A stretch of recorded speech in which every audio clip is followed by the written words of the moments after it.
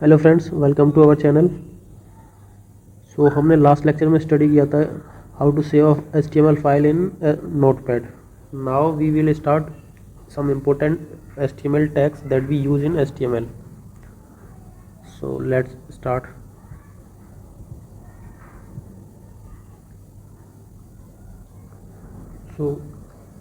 जो मैंने कल कोड राइट किया था उसी के जो इम्पोर्टेंट टैग्स थे मैं यहाँ पे उनको राइट कर रहा हूँ। हमारा सबसे पहला जो टैग था वो था डॉक टाइप HTML। तो हम इसको कैसे लिखते थे कि एक जो ये ब्रैकेट्स होते हैं इनको हम बोलते हैं एंगल ब्रैकेट्स।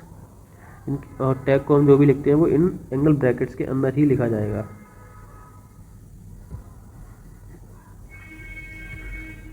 ओके, तो जो डॉक टाइप होगा हमारा वो हमेशा टॉप पर आएगा, केवल एक बार ही आएगा, इसका फिर दोबारा कोई यूज़ नहीं होगा। और ये मैंने कल बताया था कि डॉक टाइप जो है वो हमें ये बताता है कि हम जो कोडिंग कर रहे हैं वो HTML5 में कर रहे हैं।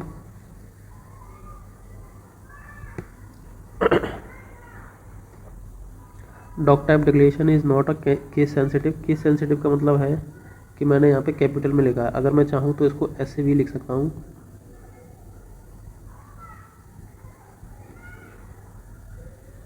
स्मॉल लेटर्स में, तो भी कोई फ़र्क नहीं पड़ेगा।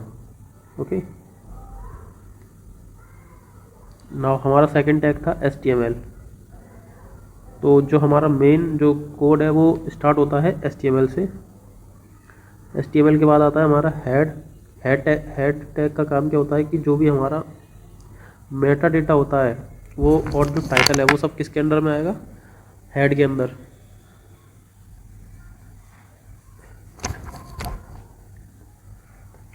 अब बात करते हैं मेटा डेटा क्या होता है ये। तो जैसे यहाँ पे लिखा है name, viewport, content, width equal to device width and initial scale 1। तो पहले के टाइम पे क्या होता था कि जैसे हम लोग कोई भी वेबसाइट्स बनाते थे, तो जैसे मोबाइल की स्क्रीन, छोटी सी मोबाइल की स्क्रीन है तो उसके लिए अलग वेबसाइट बनती थी, और बड़ी स्क्रीन है तो उसके लिए अलग, फिर टैबलेट है तो उसके लिए अलग वेबसाइट बनाई जाती थी। यानी कि हमें 3 वेबसाइट बनानी पड़ती थी, एक ही वेबसाइट को हमें 3 बार बनाना होता था। तो इन सब से मतलब बचने के लिए हम लोगों ने क्या किया, मेटा डेटा का यूज़ करना स्टार्ट किया। इसमें जैसे होता क्या है कि यहाँ पे कंटेंट में दिया है width equal to device width, मतलब जैसे ही मेरी डिवाइस की जो विड्थ है वो चेंज होगी, अगर मैं पीसी पे चला रहा हूँ और पीसी से मैं शिफ्ट करता हूँ मोबाइल पे, तो जो उसके अंदर के जो टैग्स हैं वो सब अपने आप को उसी विड्थ के अकॉर्डिंग चेंज कर लेंगे।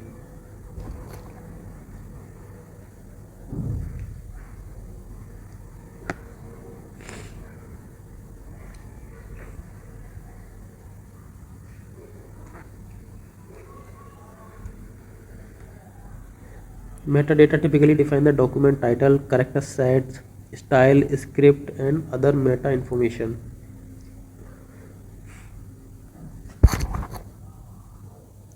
नेक्स्ट टैग है हमारा टाइटल। तो टाइटल मैंने कल बताया था कि टाइटल में हम लोग क्या करते हैं, जो हमारा वेब पेज होता है उसका जो भी हम उसका नाम रखना चाहते हैं वो सब हम लिखेंगे टाइटल में। तो टाइटल एक बहुत छोटा सा होता है। फिर उसके बाद है मेरा बॉडी। बॉडी में क्या है, जितना भी HTML डॉक्यूमेंट के अंदर जो भी paragraph, heading, image, hyperlink, table, list, form जो कुछ भी बनेगा वो सब किसके अंदर आएगा, बॉडी के अंदर आएगा। तो देखते हैं डॉक टाइप HTML, फिर HTML हेड के अंदर मैंने टाइटल लिखा, टाइटल को यहीं क्लोज किया, फिर इसके बाद मैंने हेड को क्लोज किया, फिर बॉडी टैग स्टार्ट हुआ है मेरा।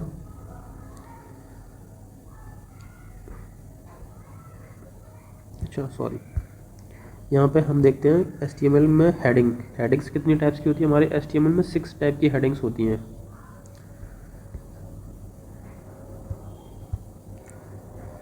6 टाइप की हेडिंग होंगी, जो इनकी स्टार्टिंग होगी H1 से लेके H6 तक, H2, H3, H4, H5 और H6।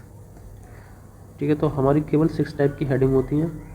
अब इन एक एक हेडिंग का हम लोग लिखेंगे कैसे। बॉडी जो हमारा ऊपर था, बॉडी के अंदर हमने दिया H1, H1 में लिखा दिस इज़ हेडिंग फर्स्ट, फिर H1 को हमने क्लोज किया है।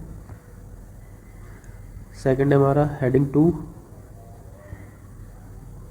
दिस इज़ हेडिंग 2, यहाँ पे भी इसको क्लोज किया है। This is heading 3, heading 4, heading 5, heading 6, ये सब मैंने हेडिंग के अंदर का कंटेंट लिखा है, ठीक है। और यहाँ पे H1, H2, H3, H4, H5, H6 यानी मेरी 6 टाइप की हेडिंग है। तो मैंने यहाँ पर सारी हेडिंग्स दिखा दी है। अब देखो जो मैंने हेडिंग लिखी है इनका आउटपुट हमें कैसा दिखेगा। जो मैंने H1 लिखा है वो उसका फ़ॉन्ट साइज़ थोड़ा बड़ा है, फिर H2 का फ़ॉन्ट साइज़ उससे छोटा है, H3, H4, हम जैसे जैसे नीचे जाएंगे फ़ॉन्ट साइज़ डिक्रीज होता जाएगा। तो अलग अलग अपने यूज़ के हिसाब से हम इन हेडिंग्स को यूज़ करते हैं। नेक्स्ट टैग है मेरा पैराग्राफ टैग। पैराग्राफ में मैंने लिखा this is paragraph, this is another paragraph, ठीक है। तो अभी कैसा दिखेगा, ये मुझे सिंपल ऐसे ही दिखेगा, this is paragraph and this is paragraph and this is another paragraph. इस तरीके से मुझे अपने ब्राउज़र की स्क्रीन पर दिखेगा ये, ठीक है। या मेरी स्क्रीन छोटी है तो मैं पूरा राइट नहीं कर पा रहा हूँ। नेक्स्ट है मेरा लिंक टैग। लिंक टैग क्या होता है,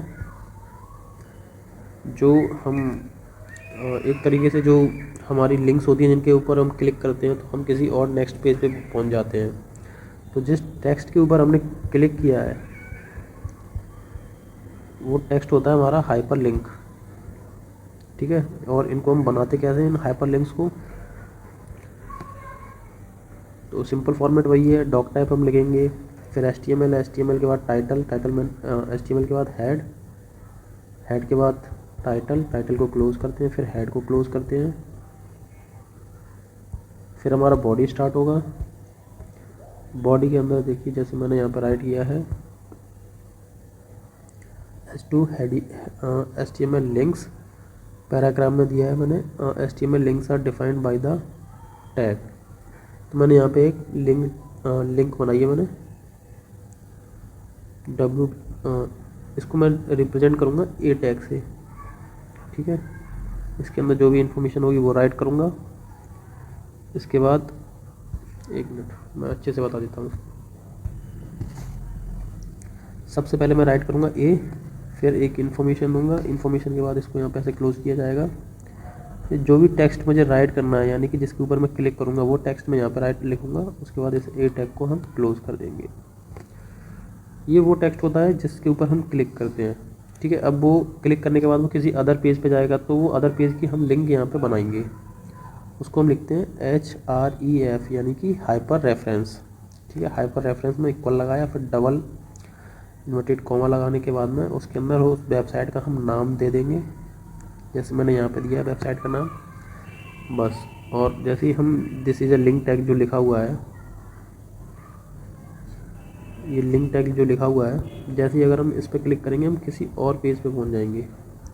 ये PDF है इसलिए हम यहाँ पे जा नहीं पा रहे हैं, अगर ब्राउज़र में होता तो चले जाते हम यहाँ पे, ठीक है।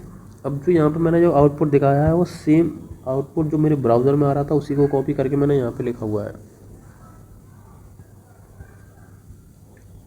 नेक्स्ट है मेरा इमेज टैग।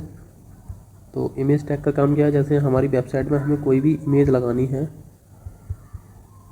ओके, तो उसके लिए हम किसका यूज़ करेंगे, इमेज टैग का। इसको हम लिखते हैं IMG से। हाँ एक चीज़ और, जो मेरा लिंक टैग है उसको मैं बोलता हूँ एंकर टैग, इसीलिए इसका नाम किससे स्टार्ट होता है, ए से।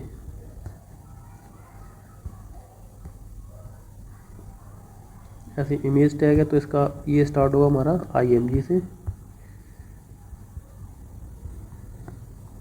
इसके अंदर इंफॉर्मेशन देंगे और इसको ऐसे क्लोज कर देते हैं। तो IMG का एक सेल्फ क्लोजिंग टैग है, अभी मैं इनके बारे में बताऊंगा, सेल्फ क्लोजिंग और नॉट सेल्फ क्लोजिंग।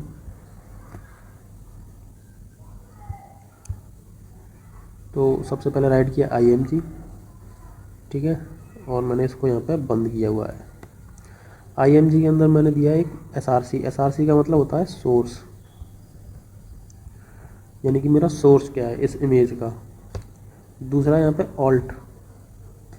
अब ऑल्ट क्या होता है, देखो सोर्स, ऑल्ट, विड्थ और हाइट, ये सब है मेरे एट्रीब्यूट्स। इनके लिए अभी नेक्स्ट लेक्चर बनाया जाएगा, एट्रीब्यूट्स और ये एलिमेंट्स क्या होते हैं इनको डिफाइन करने के लिए। तो अभी आप इनको समझ लो, एट्रीब्यूट्स हैं, इनके अंदर मैंने कुछ इन्फॉर्मेशन राइट की है, ठीक है। तो SRC हो गया मेरा सोर्स, यानी कि उस इमेज का सोर्स क्या है, वो इमेज कहाँ पे मेरी प्लेस हुई है मेरे वेबसाइट में, ठीक है। मतलब मैं इस इमेज को कहाँ से उठा के ला जाऊँ। सेकंड है ऑल्ट। तो ऑल्ट क्या होता है, जैसे हमारे ब्राउज़र पे हमारी इमेज जो है वो शो नहीं हो रही है, तो उस इमेज की जगह पर क्या होगा, एक छोटी ऐसा कुछ भी बन के आ जाएगा, एक बॉक्स टाइप का, और उसके आगे लिखा होगा उस जो हमने ऑल्ट में इन्फॉर्मेशन दी होगी वो यहाँ पे लिखी होगी। तो जैसे मैंने यहाँ पे लिखा है w3school.com, w3schools.com, ठीक है। फिर है मेरा विड्थ, यानी कि जो मेरी इमेज है उसकी मैं विड्थ कितनी रखना चाहता हूँ, तो मैंने यहाँ पे दिया 104 पिक्सल, हाइट दिया मैंने 142 पिक्सल। अब ये पिक्सल्स क्या होते हैं ये भी आपको अभी पता लगेगा, आपको पहले आपको समझना है, स्टार्टिंग समझनी है अभी।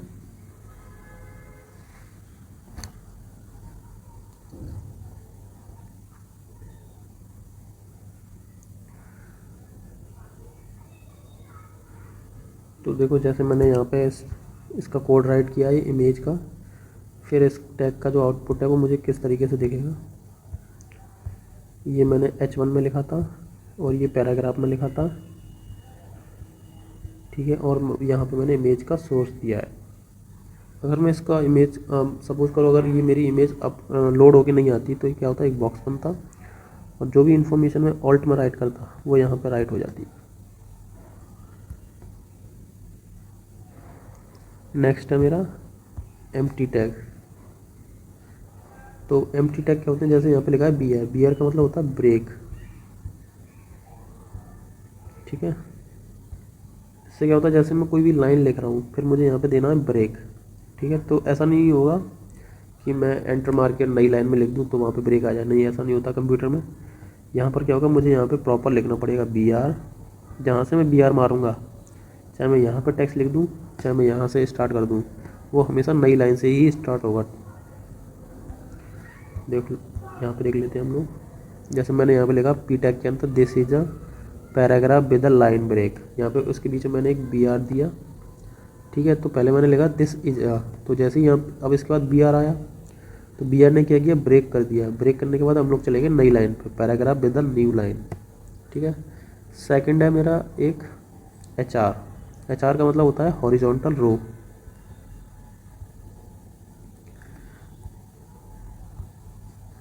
ठीक है। तो जैसे ये एक लाइन बन के आ रही है ना, ये है मेरा HR, हॉरिजॉन्टल रो।